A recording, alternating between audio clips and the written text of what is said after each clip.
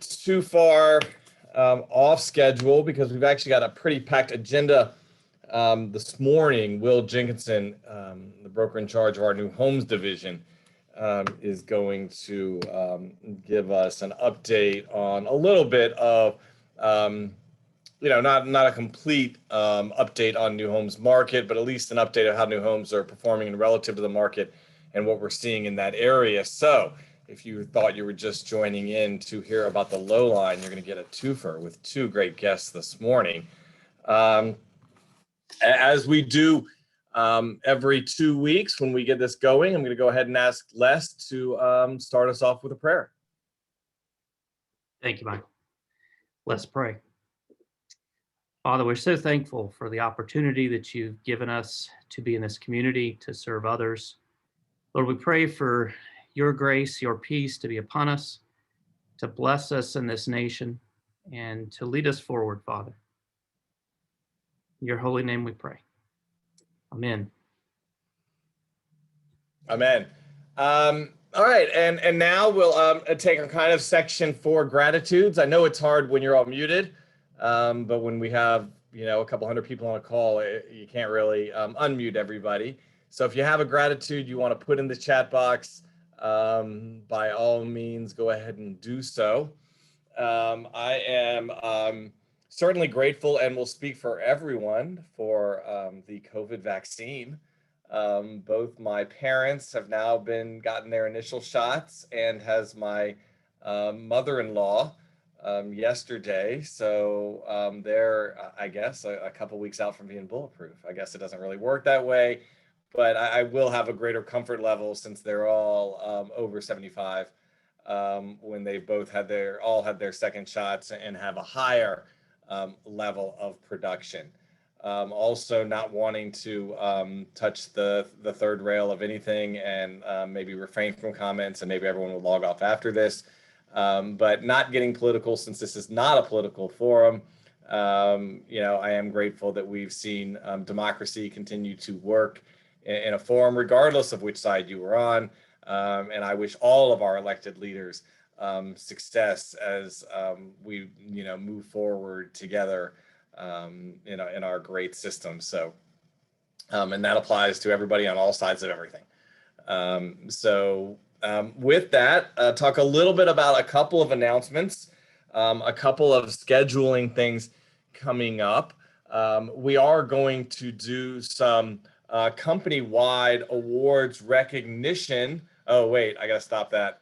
Haley, grateful for Sutton Hayes, who was born yesterday, to Katie Weinbrenner in the Metro North office. That is absolutely true. I did see that message from Dean yesterday, and we are excited to welcome Sutton to the world, and very, very cool. So we are going to do some office awards, company awards next 2 weeks from now, when we're going to recognize our top 10 agents, teams, some rookies, some special categories as well, in somewhat of a virtual format that we'll do in 2 weeks. So I'm excited about that coming up.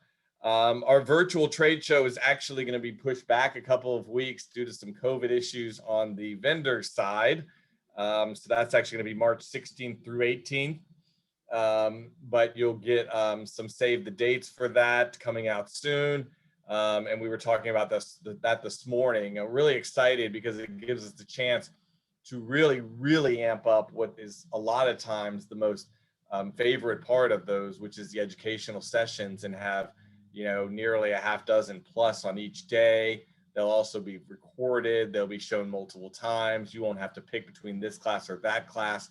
It will also add some great content to our content library and the intranet over time. So really, really excited about that. And virtual or not, a lot of effort and energy that goes into that. So excited about that as well. InstaList, I did send out another email yesterday. If you don't know what I'm talking about, then I'd suggest you go take a look at that. The email yesterday was a little bit about a new homes feature. So the new homes agents, at the actual request of the new homes division, I appreciate the input, Will, want to be able to put upcoming new homes, new construction properties into InstaList. So you guys might get a first crack at those. As when Will talks in a little bit, you'll understand even more so, while staying on top of new construction, which is a huge portion of our market, is even more critical than ever. So you can register buyers looking for new construction, and the new construction division can put in, or agents representing builders who aren't in our new homes division can put in new construction properties that are coming on. So that's a new feature to that. I also attached to that email the video to our hour-long training class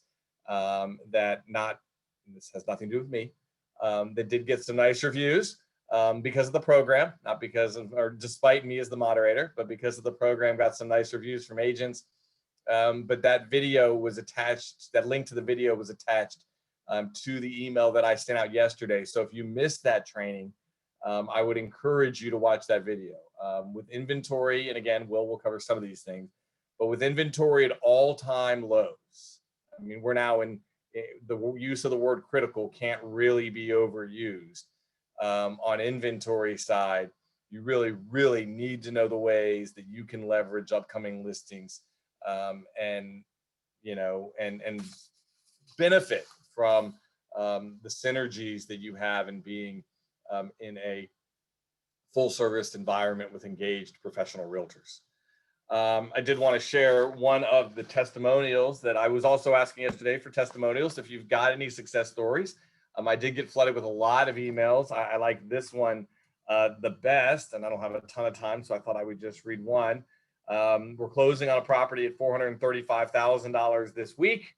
It was totally an Installist transaction. I've been looking for months for the right property for my buyer. We had closed on their other house in September, and they made a temporary move until the right house in the right price range came up. Within minutes of getting the Installist matched, I contacted the agent, who's actually Thorne Cathcart in Long Point Road.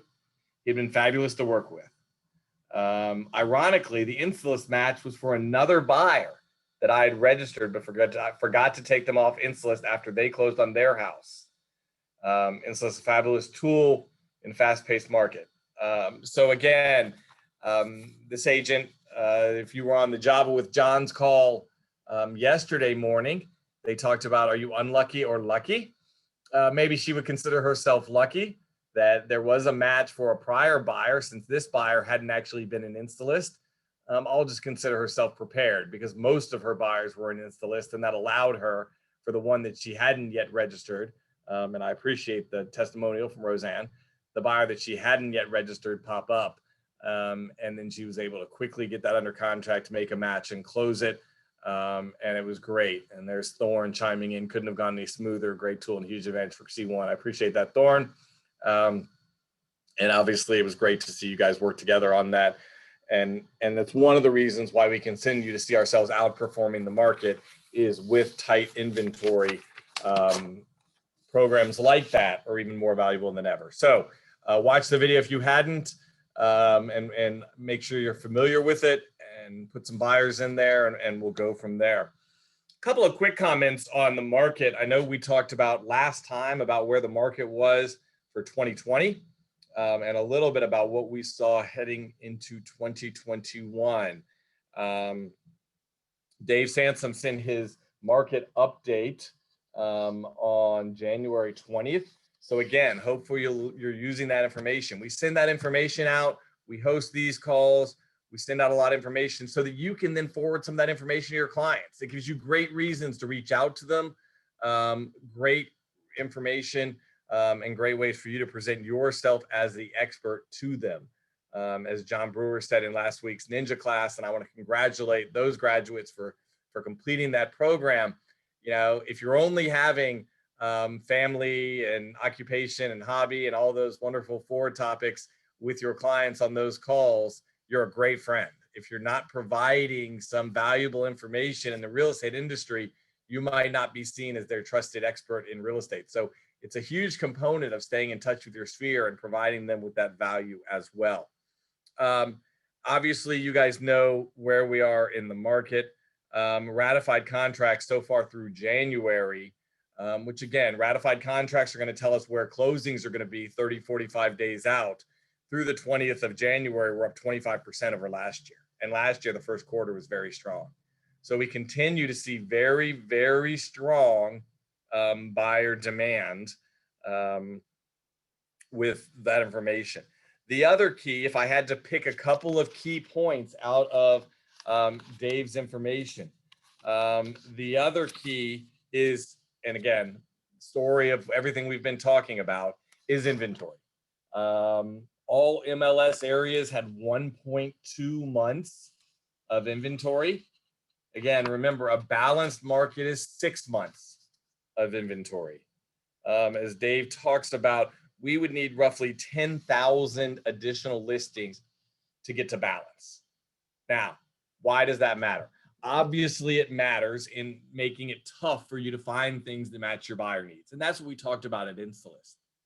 The other reason it matters, and this is where we go beyond just a headline understanding to a deeper, more complete understanding, is the other reason that it matters is it protects your buyers. And what do I mean by that? If I'm a buyer in today's market and I'm looking to buy, I've got in the back of my head, if I've been around for any length of time, it's natural. And they may not say it, but they're thinking it. Am I going to buy at the top of the market and then get punished? Am I going to be that guy that bought in 2007 or 2008 only to see prices then decline and be upside down? And it's important for you to address that, because while inventory is tight and presents challenges for buyers, the tight inventory also protects them. Because in the last boom, not only did we see record high level of sales, but believe it or not, we saw record high levels of inventory. And when you have record high sales and record inventory, if that buyer demand drops off, what you're left with is an overhang of inventory. And the only way that gets corrected is by prices being cut, and it hangs like an avalanche over the market, and prices have to come down. And when you add that on top of the nature of the last downturn, which was a financial crisis with some of the mortgage challenges, then you had foreclosures on top of super inventory, and you had to see prices come down to get back to balance. That's the only way balance happens. Prices get cut, then you have more foreclosures, then you have more prices getting cut, and you saw this horrible spiral down. We don't have that now. If buyer demand were to go to zero, we would have to have 10,000 listings come on the market just to get back to balance. So while I'm not promising a buyer today that prices are going to go up by 10% a year, what I am saying is we see the record low inventory protects them against any downward move in prices, at least for the foreseeable future. And when I say that, I mean many years. So it does seem, I think sometimes buyers wonder whether we're being serious or whether we just want to sell houses when somebody says is now a good time to buy. And what I would tell a buyer, my own family, my own self, is with interest rates at historic, ridiculous, never seen before lows, and inventory at short order and critical lows, while it presents challenges in finding that right house, it is absolutely the right time to buy and absolutely a safe time to buy. And that's a story that we need to make sure we're telling our clients, because they're thinking it, even if they're not telling you, that they don't want to be the one, holding the house when prices go down. So inventory can cut both ways, but it's important that we understand well below or well beyond just the headline. With that, I want to go ahead and turn it over to Will Jenkinson. And I appreciate Will jumping in. He gave this presentation to our management team this morning, and I thought it was something that you guys would really like to see, and let him take, about 10 or 15 minutes before we get to our guest, Megan, and we'll be with you just shortly. And I'm going to go ahead and turn it on over to Will. Will? Thank you, Michael. I'm here to share my screen, but before I do that, just tell you, hopefully it's information this morning, and a lot of numbers, but I want to just kind of get across an awareness. Obviously, I know y'all are aware of the inventory crisis and the high demand, but maybe look at a different way to maybe help your business in 2021, to give you a little nugget, give you some good credible information to take back to a seller or a buyer to help both sides of it. So I'm going to share my screen. Let's see.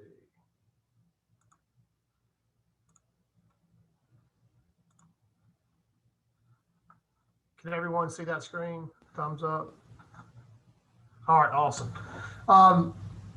What you're looking at here is a little snapshot that I do on a weekly basis, or I have done on a weekly basis since the middle of March of last year. So when things started shutting down, I started tracking these vital things, mainly, as you see here, the active supply in MLS and the pending supply. So I'm going to start with the active supply. We know how critical that number is, and it's rapidly approaching the 2,000 number. It's 2,057 as of 8:30 this morning. Want to point out a couple of things here. Number one, you'll see off to the side that May 5th, I use May 5th as a benchmark date. That was when we started seeing the reopening after the shutdown in mid-March through the end of April.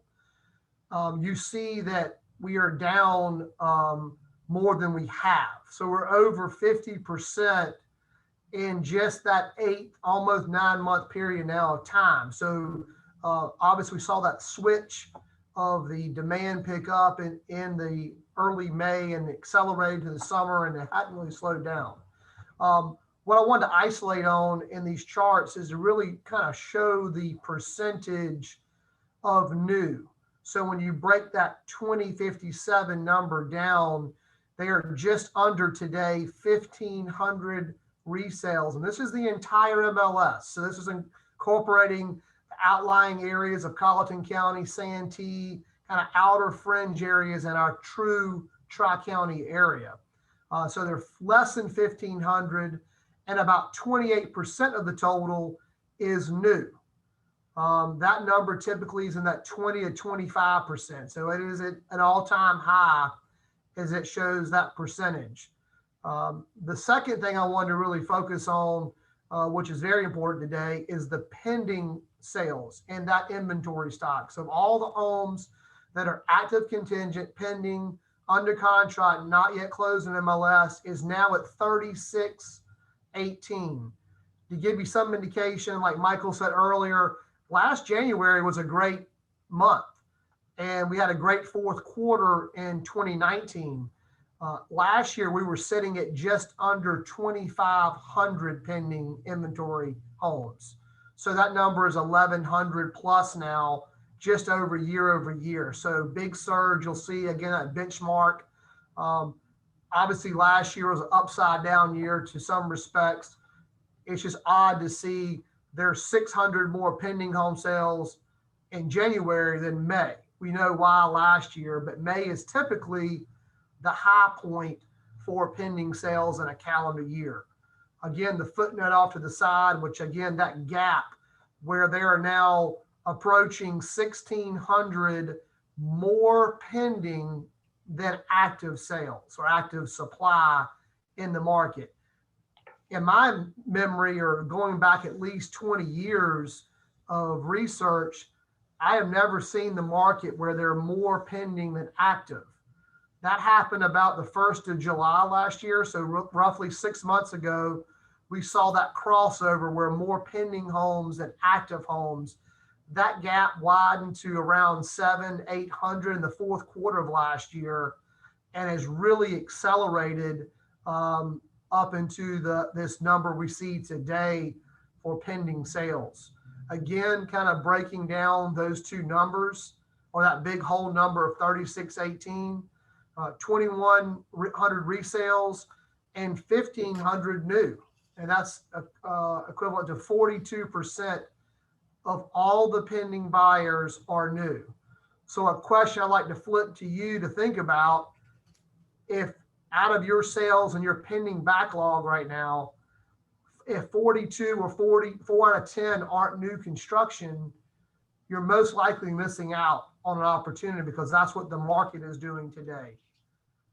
In perspective, that number typically is in the low to maybe 35%. I've never seen it. It crossed over in the 40% range in early December last year, and it stayed right in that 41 or now 42% range. So it tells you glaringly, if new construction is not a part of your success now, it needs to be in the future as we see the pressure on the resale inventory market. I got an email just about an hour ago from one of our Carolina One agents.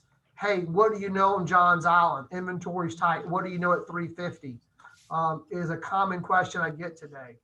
We're seeing more and more pressure on that. So I would just say, make it a point of your business this year. If you're not out there right now, learning the new home communities in your market area, being knowledgeable what they have. Obviously, we're having a tough time bringing houses to the market, what I call inventory homes or market homes that can close in a short time period. Most of our sales are on the to be built, or we got to order the home, so to speak, and it's taking upwards to 6 to 8, if not more months to build. So it's a level of patience. I know it's difficult for buyers today, but the more you can educate yourself and be that great buyer's agent like you can be for your buyer, and understanding and educating yourself on the activity that's happening out there. The last couple of things on this chart are just kind of showing you, and this is only going through October. I don't have the year-end report for this particular publication, but all these things are trending. The home sales are trending upwards. The permits are upwards. The good news is our average sales price for new homes is actually down 12,000 year over year, largely due to townhome communities and supply stock of new homes in that under 300 market in single family detached in the northern areas, outside areas like Ridgeville. Just opened up a new community in Jedburgh this month with that opportunity. So I will stop sharing the screen, and I don't know if there are any chat questions, Michael, that came up. We're glad to answer any questions now, or you can always reach out to me in the future. We have one from Steve Rowe. You know, and unfortunately, Steve, I'd love to say there was an easy answer. Steve's question is, please comment on what impact now and when we might actually see some relief regarding building material costs being experienced by builders. And the truth is, Will, I'll let you chime in on the specific side. On the macro side, there's record low supply, there's record high demand. So anytime you have that supply and demand imbalance before you throw in anything about imports and COVID or tariffs or anything else, you're going to see prices go up. And I guess our system is supposed to work that if prices get to a certain point and making lumber is that much more profitable, than somebody else is supposed to be opening a new lumber plant today, but that takes a couple of years, and then eventually prices crash and we have too much lumber and people start closing plants, I guess. I mean, I guess that's the way the macro system is supposed to work, but I don't think there's any short-term fix on material supplies and or us building our way out of that kind of shortage just based on how long it takes. Will? Yeah, that's a great answer on that level, Michael. I will say the two things we're facing today that are causing more time constraints and cost, or not only are the supply chain more pricey and costs more to buy lumber, to buy exterior doors, windows, you name it, siding, just about every component of the house is going up. So you're going to see price increasing. And while some may think it's just that greedy builder developer trying to make more money, like sellers want to do sometimes in this kind of market, frankly, is trying to keep up with the escalation of cost. The compounding problem we're having, though, is the supply chain disruptions due to COVID that right now, for example, windows, which are a critical part in building a house. Without window being installed, you can't drywall, you can't put paint, you can't put flooring down. They're 20 plus weeks out. So we're ordering windows at the time of a contract or when we put a house out in the field just to try to hopefully time that up in the construction cycle. So we're adding on a couple of months right now to the construction cycle, no matter what it took before. If it was 4 months before, it's 6 months now, just in the ordering. So that's a disruption there. I think it's going to take probably most of this year, hopefully maybe in the fall, when the supply chain itself can start operating a little bit more efficiently to keep up with the demand. That I'm saying more vaccines, more less COVID-related shutdowns that are happening. There are like 4 major window manufacturer plants in the country that every home builder goes to. So like Michael said, one may open up today, but it may take a year for them to get really staffed up and can produce windows. But if I can tell you those are 2 things that we're seeing out there. So the more you're knowledgeable, we try to tell you on a level from site agent when you come in the door, but we're having, pricing constraints, and we're having just the time to build that house. So the more expectations we can help you set with your buyers. I know there's a frustration level of I can't find it, and then I can't wait. Something's going to have to give, or being, that patient word is tough right now. But if they truly want to wait or find a home that suits their needs, likely new construction is going to play a part in their search, and likely it's going to be something that's going to require some time and patience. And we would, like I said, we did add new construction Insta list, so you guys will know about those. Also, and I'm not saying this is only Carolina One New Homes agents, but their goal is to find something that works for your client. They want to educate you on the product you're looking at if you're on their site, but nobody wants you to push you, especially now with lots of buyers out there, to push you into something that's not right for your client. But those new homes agents, even on someone else's site, do know a lot about what's going on in the new homes world and what else is coming on and what their fellow agents in the new homes world have. So, they're a great resource when you're on that site saying, well, this doesn't work, but do you guys know of anything that might have 2-car garages or whatever? And they're going to know what their fellow agents and other things are doing, as well. And so use them as a resource. They're here to help. And if you have specific questions or other things, also, new homes inventory is on the internet. There's some resources on the intranet and links to different pages. And as new communities come on, Will and Chris and the team are always great about sending those out to you guys ahead of time. So when you see those emails or whether it's on these calls, that's where you're going to get that information. And it really is important to stay on top of that information. And like I said before, know and understand it beyond just the headline that's on there. And I'd love to tell you that we're all great, all knowing and all of that.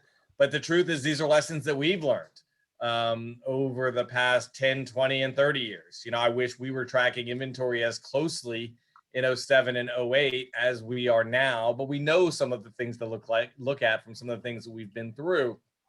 And that's why we spend so much time bringing them to you, so you don't have to go through that downturn, but you can still educate your client and answer the questions that are on their mind, hopefully, before they even raise it.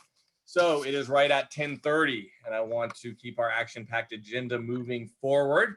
And at this point, I'm going to introduce Miss Megan Mills. Megan, you have a little over 200 people that have joined, not to hear Will or I, but largely, I'm sure, to hear about the Lowline and the many different aspects that it can add to our community over the long term. And I, for one, also extremely interested to hear an update on the project. So at this point, I'm going to turn it over to you. However, I would still encourage anyone who has questions to go ahead and put them in the chat box, and we'll follow up with Megan after her presentations. Megan, thank you for being here. Yes, thank you guys so much for having me. Yes, we see this as a huge impact for the Charleston community as a whole, the peninsula especially, to think about how we can change the way we move around the peninsula, more bike and pedestrian friendly, also to be able to stimulate business, to stimulate activity. So we are looking at a 1.7 mile corridor down the center of peninsula. It was a old railroad. We'll get to that in a second. But I just want to show that we have made a lot of strides. We've done a lot of work. The Friends of the Lowcountry Lowline have been around since 2012, but we're finally seeing some real progress. We're hoping, fingers crossed, to break ground this year. That is ambitious at this point, but that's kind of what we're about. So, but even just the thought of this park and how it can change and how it's so multi-layered, it's so complex, I think can really get your community excited, get your neighbors and your potential clients excited about this as well. So I'll kind of just go through where we are now and what we're kind of thinking for the future, and then I'd be happy to answer any questions you guys have. So we are the Friends of the Low Country Lowline. Let me just back up. We are the Friends of the Low Country Lowline. We are a 501c3. We are in step with the city of Charleston. So where they are going to be the owners of the land, we are a private-public partnership. So we are 50-50. We acquired this land in 2017, and we split that cost. So half went to this from the city, and half was from the Friends of the Low Country Lowline. But we kind of feel like the drivers of this bus. We are very passionate about park system, and especially this one. And so we have done a lot of things to get us ready for this point of construction. So Megan, you guys own the land at this point? Yes, so the land has been acquired, so we do own the property, and it is the city of Charleston's property, but now we're into like an MOU agreement, so we are working in step with them to make sure that we're hitting all the marks we need to in order to get to construction. And was that a public number as to how much was invested in this future park? How much was that acquisition cost? Yep. So it's an interesting thing when you're working with railroad systems. So we worked with Norfolk Southern. It was a long negotiation. When we appraised the park, around, or excuse me, the corridor, we appraised it around $2 million. Now Norfolk Southern and other rail companies are understanding the value of these Rails to Trails program. They appraised the property at around 24 million. So obviously we had a lot of work to do to get to the middle. We finalized it at $5 million. So the city put up 2.5, and the Friends of the Low Country Lowline also put up 2.5. Great. So yeah. Thank you. I didn't want to interrupt, but I think that's great, because I think it's important for people to realize that this isn't something that might happen. This land has been acquired. Already $5 million has been invested, and the city's put $2.5 million. So this is something that's going to come to fruition. The real question that Megan's going to lay out for us is kind of, what does the property look like? What's the plan for the future? And then I'm sure she's also going to tell us how we can all get involved to various things. And we've got people on this call from, Trish Bender with the Low Country Garden Club to people that with bicycling clubs and other things that really will care. I like to run. And they're going to be places that are going to be great in ways, I'm sure, for different groups to be involved and help. Exactly. Yeah. I mean, and I am a big believer of people actually make the park. So you're going to see great construction of basic templates, but really it's how the community, has ownership in the park, but also how they're going to use it and what they're going to do. And we're going to have multiple ways where people can get involved. So we are going to want to collaborate at a lot of different steps where we are, and we're going to talk about that phasing program. But so just to way back up in 1834, this was the best friend of Charleston rail line. That was the first passenger rail line in the US. It was only short-lived there as a passenger rail line. Then it moved to cargo. So this picture on the left is the best friend of Charleston. And then on the right is actually the Grove Street stop. So it was actually a major cargo, lumber, all different types of things were moved throughout that. And towards the end was newspapers with the Post and Courier. Its last rail line was actually in 2004. So that was the last time it was used.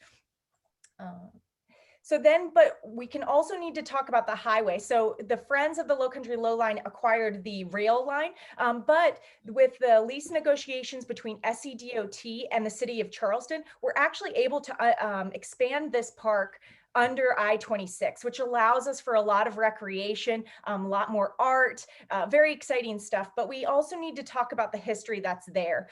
We are working actively on a history project to really understand what happened in this area, to be able to get where we are today. The highway I-26 really came down and divided this corridor into two different parks. So you have a lot of, the North Central and East Central.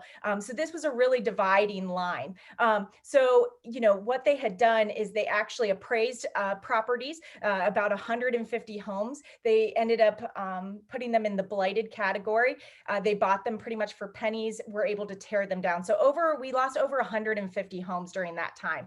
We have a little bit on our website. We talk a little bit of it in our master plan, but this opens the opportunity to really have honest discussions about how I-26 came in those different neighborhoods. And we see this as a tool we could use as like a walking tour. So the things when we're talking about art, when we're talking about educational signage, we don't want to steer away from this. We want to be honest about how this park came to be. So just some of these images. Middle one is the crosstown before the crosstown came in. And then also on the far right, the Rosemont community when I-26 was coming in. But so, yeah, so we've had 3 documents. So as Michael kind of explained, it is no longer if the park is going to come in, we are now talking about when. And these documents really got us into that arena. So the conceptual master plan was unanimously voted on by city council. So we've adopted these ideas. So the pictures I'm going to show you, we've all come to the table. We've decided that it will be a park. We never say never on any transit or anything like that, but currently the Low Country Rapid Transit will be a complement to us. We will have great park space and great rapid transit, but it will not be on the Lowline. They did review that, and then they decided on the Meeting Street route as the preferred route. But so the conceptual master plan goes through these pictures, kinds of gets our heads together on what this park can look like. The middle document, we worked on Kimley Horn. A third of this project will be for stormwater drainage. This is huge. This is going to alleviate the neighborhoods. We listened when the Dutch dialogue said to put water onto public space and take it away from private space. So we are listening a lot of our opportunities come in this stormwater category. And then the final one is actually, we worked with the City of Charleston's Design Center. They've been wonderful partners of ours. And we kind of got design and guidelines and implementation framework. So this means that, we're agreeing on what the gravel is going to look like, what signage could be out, kind of coming to the table so that when we hit the ground running on this construction, we can be all systems go at that point. So it's been great. A lot of these documents are just getting us ready to be able to lay that foundation to take us to the next step. Oops, excuse me. So this is the full master plan.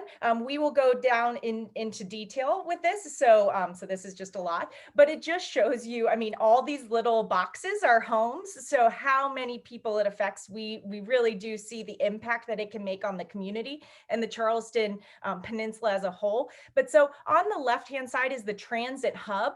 That is where the LCRT just got approved a park and ride system. If you're familiar, I always like to use restaurants as points. So it's across the street from Santi's over on Mount Pleasant Street. That will be the gateway of the Lowline. So we're hoping for a big, art piece or sign to show you that you are getting onto the Lowline, but then you will be able to take your bike or walk safely with priority all the way from Mount Pleasant Street all the way to Marion Square. That means there's around 13 crosswalks that actually intersect the Lowline. We are hoping that the cars will actually stop for the bike and pedestrian so that they will have the priority, which is a new way of thinking in the Charleston area about prioritizing pedestrians and bicyclists. And so we see this as a commuter to work, going to the store, going shopping, or just, having a casual Saturday. So the column section is going to be a lot of our recreation. These 2 big parks, which is Newmarket Park and Lowline Park, are going to be huge for stormwater, and we'll go through that. And then going through into the King Street district, we're hoping that the Lowline with the pedestrian will actually have safe spaces for pedestrians to walk and shop and eat, but then also stimulate that business. People will want to come down, see the new artwork, see what's going on, and really be able to travel throughout the peninsula. So we also see it as a regional connector. So with the People Pedal Plan, and it's actually in the news today, the People Pedal Plan is working on Brigade Street, which is right off the Lowline. And so there's a lot of things that we see as connector. The West Ashley pedestrian bridge is coming. We hope that with the People Pedal Plan, there will be a bike safety, like bike lanes in order to get to the West Ashley Bridge. With the LCRT, with the Low Country Rapid Transit, which is the new transit line, they are going to be installing bike and pedestrian lanes to North Charleston, and I think on to Somerville. So, so you will actually be able to ride your bike, safely from the low line into North Charleston. And then also we do have pathways going east and west, not just north and south, to link up to the Mount Pleasant Bridge. So really a connector. We really want people to think about how they can use a bike as transportation. So in scale comparison, this is just showing you that this is a long and skinny park, but it is going to be pretty big. So Hampton Park is the largest park on the Charleston Peninsula at 60 acres, but this will be the second largest park on the peninsula at 40 acres. The interesting thing about this is that it actually touches 7 different neighborhoods, and we're going to go through that. But this means that, where Hampton Park actually only touches 2 different neighborhoods, we're working with 7 different neighborhoods to make sure everybody's included. These will be in their backyard. So we're excited to, have them part of the process and really make this space the way they would like it. So just to show you in context, it is centered down the peninsula. If you are not familiar with where we are talking about, you probably drive over it a lot. You just don't even notice that you're there. It's just right under I-26, but it's directly in the center. It's actually the highest points. So we are talking about pretty high ground. That's because the train system, in early Charleston needed to always go through a high point so that when, hit any flooding. But so it is a pretty high point of Charleston, but there's opportunities to be able to use that to be able to store some water. So we talk about these mid-block crossings. They're not very exciting. I guess to some people they are, but these are 2 mid-block crossings. They're huge because they prioritize the bike and the pedestrian. So you'll see with both of them, the cars stop for them. These are raised speed beds. They'll look and feel a little different. So you'll know you'll be going over that. And this is a very exciting time. It's just something we continually need to work with the city of Charleston. Some of our roads are owned by the city of Charleston, while some are owned and operated by the South Carolina Department of Transportation. So it's just something we need to work on as we move through this process. But again, this touches 7 different neighborhoods. So we don't see this as just north and south. We see this as east and west, especially for your real estate as you're talking about new developments. When you hear keywords like Laurel Island, like Magnolia Plantation, Magnolia neighborhood, we see connections to these neighborhoods. We want people to less rely on their car, their single-use, single-passenger car, and we want them to use their bike. We also just want to feel that they're they're easily connected. Where right now, I am in North Central, to get to the other side to Home Team Barbecue seems like a little path to take, where really I am a straight shot. So we want people to be moving in safe and comfortable environment. So we're excited to be able to do that for the peninsula. So it's 3 different sections. When we break it down into 3 different sections. North Central Corridor, that's going to be your more residential area with a lot of passive and active recreation.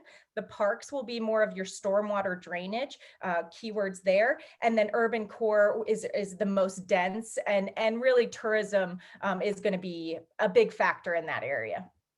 So the North Central Corridor. So again, we have that transit hub, and this goes all the way till around Grove Street.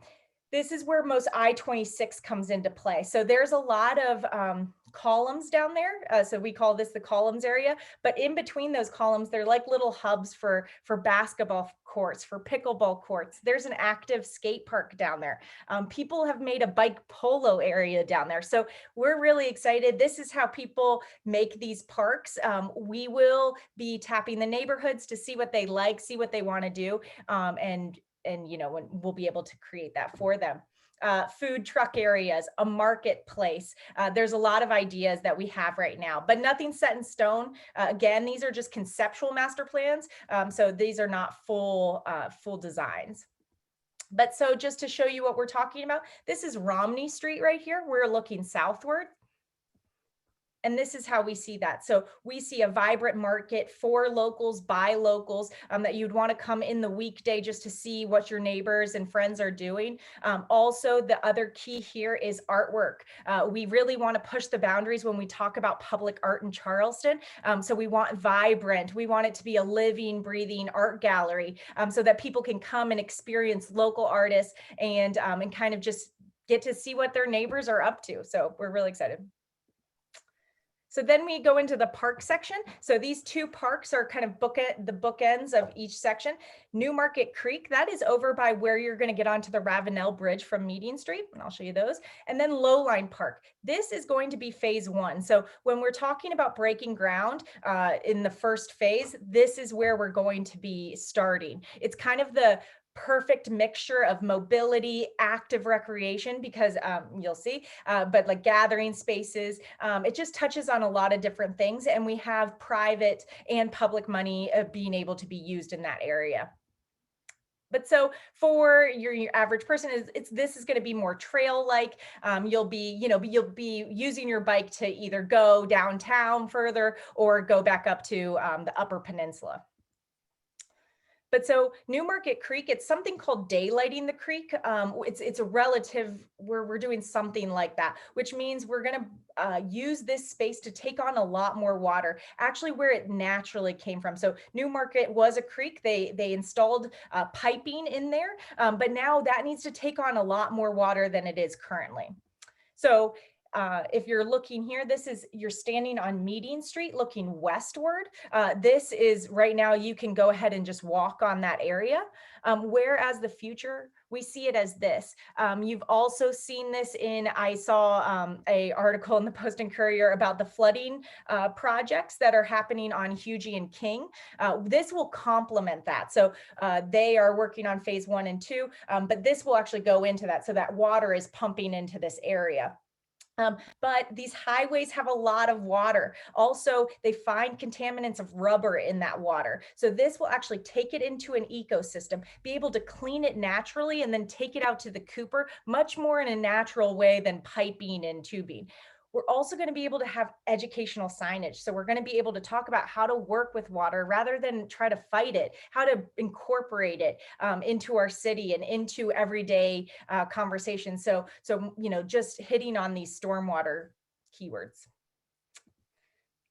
Then the pathways. So we have heard strongly that the pedestrian and the bike lanes will always remain separate as much as we can do, because so that the bikers can move for, commuting, whereas the pedestrians can either use it for jogging or use it for walking. And so these are just different ways we can do that. One portion of the plan calls for the bikeway and the pedestrian to be under I-26. That's definitely an option. It's more weather resistant. So, because of the highway there, you won't get rained on. And so this is just one way we're looking at it. This is the other way. So this is the Enston homes here on your left-hand side. This is on Hugie looking north. And we see this. So it is a bike and pedestrian separate on the low line on the rail corridor. So that would leave the sports courts underneath the underpass. Definitely it's up in the air. That's again, how early on in the process we are, is that these still are conversations we're having. So that's where I really like people, like if you are interested in this project, if you do want to be active, there is a lot of change you can have, in this process.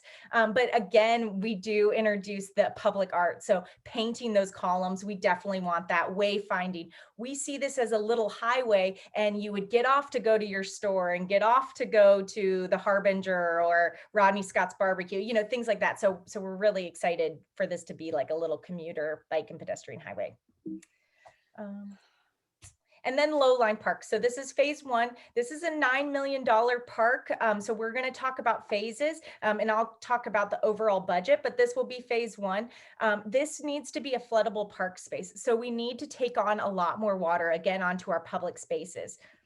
So this is relative. This is off of King Street. This is behind the Daily, the Neon Tiger. So over in that area. So we are standing closest to Line Street, looking southwards. And we see this as our big park. I always like to call it, it's like, if we build it, they will come. So we have had these ideas for a long time. We believe that if we start here, you guys will see what we're talking about and want to be a part of it. So a lot of these phases can happen faster after this. But this is phase one. Bike and pedestrian lanes will be separate. This middle area will be a huge space for gathering space. So movie nights, concerts, things like that. But it will also have a huge stormwater component. So underneath, we will do things like bio retention areas so that water is coming here, it's being stored and being released slowly rather than these huge dumps of water that close a bunch of different streets. So we have an opportunity to use public space here, and we need to really do that. And then finally, the urban core. So this is the most dense area. It also has the narrow pathways. A lot of the rail corridor was actually pre-sold prior to us getting it, just in the parts as it kind of closed down from this area. So we do have some private easements and things like that we need to work out. We call this area the pinch, just because it's a tighter corridor. But 2 years ago, I mean, outdoor dining has been a thing, but nothing on the level it is now. So we really, hear that. I mean, our Charleston King Street streets were not made for diners and shoppers and all of these things. So why not give them a corridor that they can use safely? So we see things like outdoor dining, like pop-up retail. Something that can, just energize that community, energize that area. So this is the Guild on the left-hand side, Post and Courier on your right. And we see this so this is where it will be tighter. We're going to try as hard as possible to have those bike and lanes and pedestrians separate. We're not really sure in this area what's going to happen with that. Also, we want this to look more alleyway-like. So this might have different surface area, maybe brick, maybe something like that, large horticulture areas. And then also in this picture, we introduced the commerce. So we do see commerce on the Lowline. So we see things like a kiosk for coffee, a kiosk for a shop retail, some food trucks. Some linear parks around the country don't allow commerce, like the Beltline, but we will. So we have always been told by the city of Charleston that we need to generate its own revenue. So that's whereby restaurants, maybe a beer garden, things like that, to be able to kind of open up this space to be able to produce some revenue. But I can't let go without talking about affordable housing. So we do have two adjacent parcels that the city of Charleston was able to purchase when we purchased the land, and they will be slated for affordable housing. So this park is important. Linear parks are known to expedite gentrification and displacement. We are keenly aware of that and working with the city of Charleston to be able to have a seat at the table to help understand these issues and how to help our current neighbors who want to stay in their houses to be able to stay there. But the city of Charleston is doing wonderful things like this affordable housing sites. These two sites will add about 300 units. There's also around 1,000 affordable housing units within a quarter mile of the Lowline. So we are excited. We're hoping that our key here is that we will offer transportation, to be able to use your bike or walk to work, to home, to shop, may alleviate some of those costs. So we think green transportation and green infrastructure is important, but we want this to be part of the conversation. But I always like to leave with ideas. So we really are thinking big when we're thinking design. Outdoor education is huge. We have 5 schools adjacent to the Lowline that we want outdoor education to be a part of this. We want there to be active signs, things that whole families can do. So we're really excited about pushing that when it comes to this park. Also, again, I've mentioned it before, but artwork, we want this to be living and breathing, to change. So you'll want to come and see what's new and see local artists. We have an idea, or tourism has an idea of what Charleston art is, and we really want to make this for the locals. So, what we are doing currently in these neighborhoods, we want to express that in our artwork. And then just again, programming, really pushing the boundaries of people making this park happen. So even here, this is the Underline in Miami. They're a little bit ahead of us. They are in phase 2, I believe. But so this, I mean, if you look at this picture, it's really just some concrete blocks and then some stairs on top of that. But people can make this park happen. So we do think of this as a co-creation space. We want to leave room so that people can have celebrations, people can have events. The Friends of the Lowline will be doing some programming out of the park, but we are excited to work with our partners like Enough Pie, like Green Heart, like really it's endless. The Charleston Parks Conservancy, 180 Place. There's just so much opportunity to do a lot of different things, and we are a wonderful city with a wonderful nonprofits, and we want to highlight that in this park. So that's what we're excited about. But so that's pretty much it. Everybody asks for budgets, and I know that's going to be one of the topics. So this is so Kimley Horn did our cost study. They costed us with hard costs around $34 million. We think that probably by the end of this, it'll look to be a $40 to $50 million project. That's a big price tag, I understand, but we are looking at it in a phased approach. So this all will not happen overnight. We'll be looking through local avenues of funding, of city funding, but also state and federal grants. This touches so many different things. We're touching stormwater, we're touching public art, we're touching, infrastructure, working with the LCRT. So there are a lot of different things. Also, there's going to be opportunities. We have not started to fundraise, but there's going to be opportunities for naming rights and things like that to be able to really push this forward. So we're excited.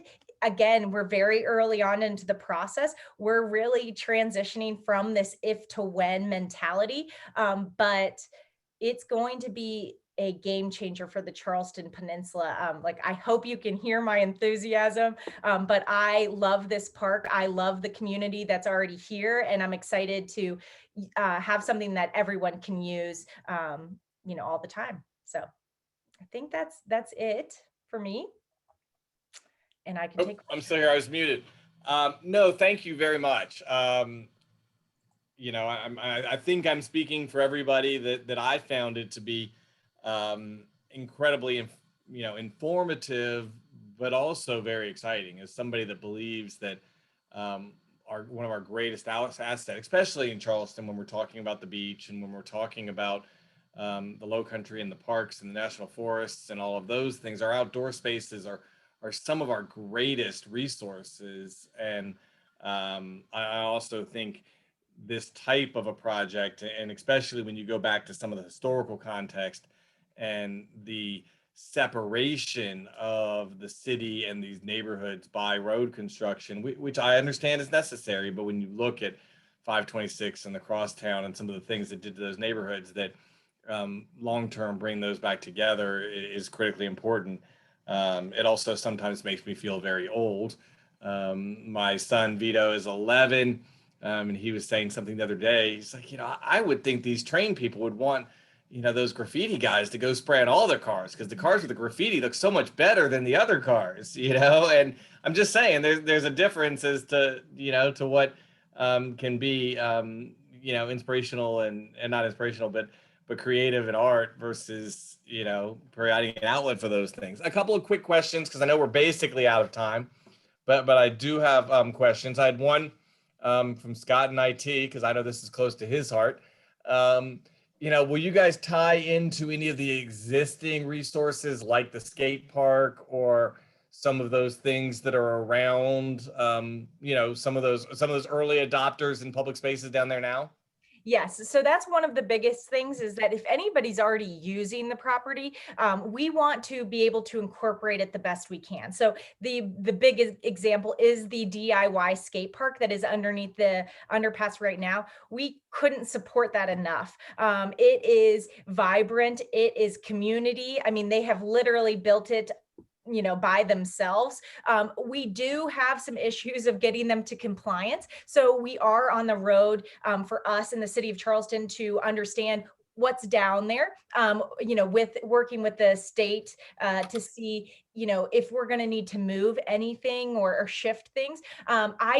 You know, we don't know that at this point. We're just starting, but we are fully behind the skate park. We're probably going to be working with them in order for helping them raise money and keep it the way they want to do that. So we don't see ourselves in the skate park industry. We leave it to them, but we're really excited to see what they can come up with. And you know, Dave Sansom just texted me, and he's got a great point that, especially as we move forward and focus more on a healthy lifestyle and use to the outdoors, that it really provides, you know, great resources for that as we move forward with the benefits of health, and people staying in shape. So that's a great aspect. You know, one last thing, because obviously we're a little out of time. Two things that I had questions of, because I think, you know, the bridge pedestrian side didn't necessarily. I love the fact that they included the pedestrian walkway on the bridge, and I'm so glad. I hope everybody who was against at the beginning realizes how much that's used and some of the opportunities. But one thing they failed to, you know, address is, how do you handle parking? So how do you work that in? Because, you know, it was a little disappointing when they built the pedestrian access for the bridge, but didn't really give anybody a place to park on either side, and create a few issues on that side. And one that's a practical, you know, question that I don't want to come across wrong is, you know, and maybe a lot of this is just engagement, but how do you, especially in some of these early stages, you know, my wife and the kids went down to, you know, over in the Rodney Scott area the other day, but you know, there are still security concerns, and how do you address safety and security, as you're, you know, developing those areas? And like I said, that's always a fine balance, because I'm never trying to be, you know, critical of any individual area, and I certainly don't want it to be, you know, perceived, as you said. I know you guys are addressing some of the gentrification concerns with linear parks, because there's a fine line and balance between opening up accessible areas and reconnecting communities, and not just, you know, here's a great chance for $500,000 condos and pushing people out that make those communities what they are. So, you know, how do you work with those communities and address those security concerns and maybe the parking side, and then we'll kind of wrap it up from there. Perfect. Yes. So, well, and just to touch on the fitness aspect, yes, there are That was Dave's idea. So no, it's okay. There's just numerous studies. I mean, I can't even rattle them off. I wouldn't give them justice, about how to have a linear park close to you will improve your cardiovascular. I mean, just to get you out and walking and moving. So, I mean, there are like a lot of things on that. But to talk about the parking, so there are some parking areas or some options for parking areas throughout. There's probably not enough, but we see this as that park and ride will be a huge thing. But then there will be parking areas either underneath the underpass, alongside where the low line is, at some points, just to alleviate some of the parking. all of our commercial agents are rushing out looking for parking lots that they can invest in near the low line. No, that's the thing is, yeah, I mean, you know, we can get down into details, but the city of Charleston's park and recreation building, which is the old Coca-Cola building on Meeting, that will actually, the park and recreation will exit that building. That will have some opportunity to restructure that maybe into offices or things like that. But they have warehouses in the back, so then that could be used as more parking. So there's going to be some parking on there. But we have already been talking to the neighborhoods about, you know, the pressure that they may feel with some more cars, you know, down these alleys or down these dead ends that really haven't seen much traffic in a long time. But then when we talk about safety and working with existing neighborhoods, so community engagement in 2020 has been very challenging. We're doing the best we can, but that means me and my husband have gone door to door to over 500 houses to be able to drop information. We need to get people who don't have access to computers, who may not want to fill out an online survey, in order to engage them, because this is coming. So we need to really talk about that. But when you talk about, maybe safety, the thing about that is, yeah, we need to shoot big when we're looking at things like cameras or some type of safety atmosphere. But also, the more people are using and, if you make the park safe, if you make the park clean, then you're going to make the park active. So I think we need to do tips for the Friends of the Lowline to be able to clean the space, to activate the space. And so I think that will alleviate a lot of stress in that way, where under this underpass may be a little, scary for some. The other thing is being equitable. And that is going to be huge when we're talking about making this park for everyone. That means we are talking to 180 Place, setting up times for even the houselessness to be able to express how they would like to use the park, what's important to them when we're building this park. This is not us just coming in and making a $40 million park overnight. We need to be activating these spaces, seeing what works, what doesn't work, by the time we're coming to renovate these spaces in phases. So whereas like the Columns area has some houselessness, has some people using it as a home currently, we need to make sure we're listening to them. That's when you say equitable, we need to be doing that in every step, not just when it's suitable for us. So that's just, it's not a good, I don't have an answer Sure. specifically of what we're going to do, but these are steps that the Friends of the Lowline have set in stone, so that when we move forward into these design processes, we're having honest, uncomfortable conversations to make this park like the best for literally everyone. Well, that's great. I appreciate very much not only your time, but your enthusiasm for this project. And I think all of our agents understand that, home is so much more than just the structure on the piece of property, and the amenities around it, and the opportunities for people, to live and enjoy our public spaces really are huge and are really core to our city. It's great to have the historic aspects and the beach and everything else, but if you've ever been to the High Line, as the one that I think of in New York, or other places like that, it really is amazing. Walking the High Line becomes something you go to New York to do. Not just something that's there that you might, cross across, as like you said, on your way to home team. It really becomes part of your day, and something that I would certainly enjoy and look forward to. And I know I'm focused on the real estate and quality of life side, that we're certainly a big proponent, supporter, and excited about seeing the long-term prospects. So I'm sure we can talk at some point about how we can get involved as a company, and some of the things we can do as well. So with that, it's a little after 11:10, so I appreciate everyone's time. Again, Megan, thank you very much for sharing with us. I will see everybody in 2 weeks, and we'll celebrate some of your fellow agent successes, and we'll also send out our upcoming guest for that. So I hope everybody has a great rest of the week, and we will see everyone soon. Thank you. Thanks, Megan. Thank you so much. I know, and please visit our website. I forgot to say that. Oh well.